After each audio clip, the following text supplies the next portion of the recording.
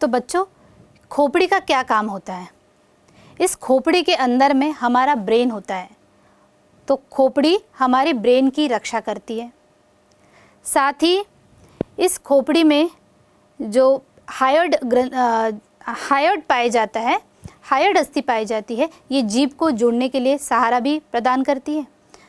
इसके साथ साथ हमारे नेत्र और कान की अस्थियां जो होती हैं, ये नेत्र वाले भाग के और कान वाले भागों की रक्षा करती हैं। इस प्रकार से ये खोपड़ी के कार्य होते हैं। अब हम बात करते हैं अक्षीय कंकाल के दूसरे भाग की, जो होता है वर्टिबल कॉलम या कशेरुक दंड। बच्चों, हमारे बैक साइड में पीछे तरफ सिर से लेकर पूंछ तक छड़ के समान एक संरचना पाई जाती है। इसी को हम वर्टिबल कॉलम या कशेरुक दंड कहते हैं। ये कशेरुक दंड छोटी छोटी अस्थियों से मिलकर बना हुआ है, जिसे हम कशेरुकाय या वर्टिब्री कहते हैं। यहाँ पर आप देख सकते हैं, ये गर्दन वाला हिस्सा है। ये जो पहली वर्टिब्री होती है, इसका नाम होता है एटलस, और इसी एटलस पर ये सिर जुड़ा हुआ रहता है। ये जो खोपड़ी होती है, ये वर्टिबल कॉलम के केंद्रीय नाल से एक छिद्र के द्वारा जुड़ी हुई रहती है। इसे महारंध्र कहते हैं। यहाँ पर एक जुड़ा होता है। तो पहली जो कशेरुकाय, जिसका नाम है एटलस, उसके बाद जो दूसरी है, इसका नाम होता है एक्सिस। इसका क्या नाम होता है? एक्सिस। इस प्रकार से जो वर्टिबल कॉलम होता है, इसे 4 भागों में बांटा गया है।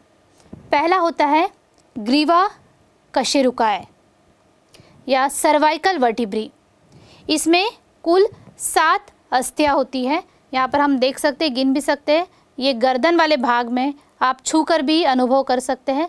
यहाँ पर 7 अस्थियां हैं, 1 2 3 4 5 6 7। इस प्रकार से 7 अस्थियां सर्वाइकल वर्टिब्री यहाँ पर पाई जाती है। उसके बाद जो दूसरा भाग होता है, वो होता है थोरैसिक वर्टिब्री। इसमें अस्थियों की संख्या होती है 12। यहाँ पर आप 1 2 3 4 5 6 7 8 9 10 11 12, इस प्रकार से कुल अस्थियों की संख्या होती है 12। ये हमारे वक्षीय भाग में पाया जाता है, जिसे हम कहते हैं थोरैसिक वर्टिब्री। तीसरा जो भाग होता है, वो कहलाता है लंबर वर्टिब्री। लंबर वर्टिब्री में अस्थियों की संख्या होती है 5। तो यहाँ पर आप गिन सकते हैं, 1 2 3 4 5। इस प्रकार से लंबर वर्टिब्री में अस्थियों की संख्या होती है 5। उसके बाद जो चौथा भाग होता है, वो कहलाता है सैक्रल वर्टिब्री।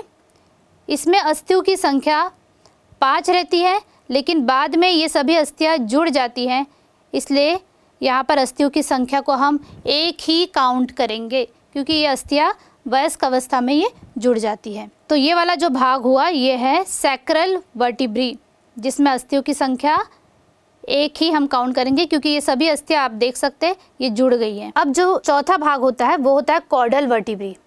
इसमें अस्थियों की संख्या होती है 4। ये भी जुड़कर 1 हो जाती है। तो ये वाला जो भाग है, इसे हम कॉक्सिक्स कहते हैं। तो इस प्रकार से कुल अस्थियों की संख्या यहाँ पर हो गई 26, जो बच्चे में 33 होती है, और बाद में अस्थियों के जुड़ने से इनकी संख्या हो जाती है 26।